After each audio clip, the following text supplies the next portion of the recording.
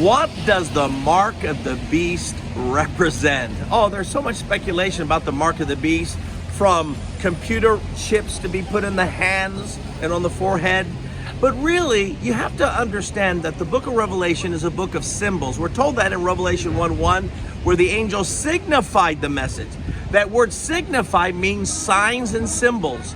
So what we find here is Jesus is giving a warning to the church not to become worldly. So when he talks about the mark of the beast, the image, what he's talking about simply is money.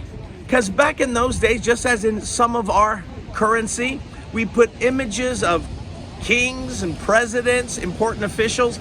Well, in Rome, they would put the image of the living Caesar, who was considered to be a god and people worshiped him. So what John is saying is, you've got people who are greedy, and with their money they're trying to buy and sell. So what he's talking about is, be careful that you do not become greedy. Do not worship the emperor of Rome. Recognize he's just a man. We worship only the true living God, who is our Lord Jesus Christ. So the mark of the beast is not a computerized chip, because really, how could the early church even think of that? No, it has to be something that they were familiar with, and they were familiar with the money. Remember, Jesus said, show me the inscription of the one whose coin is on this. And they said, it's Caesar's. He says, give to Caesar's what is his. So the idea is the 666 represents the Roman Empire at that time, or any greedy system. It's interesting to note that 666 can mean the number of man, for he was created on the sixth day.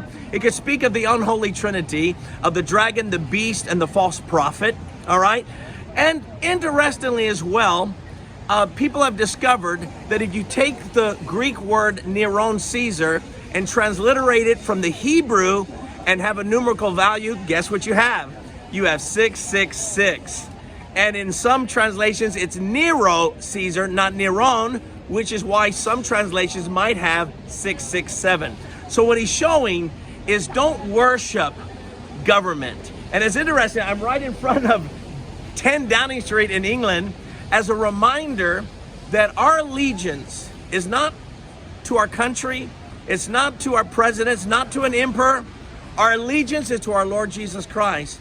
And this was the warning that Jesus was giving the church, is to make sure no matter what happens, you show allegiance to him.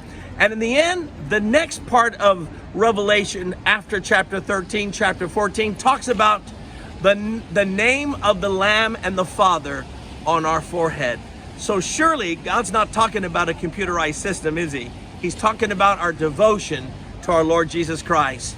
And that is the meaning of the mark of the beast.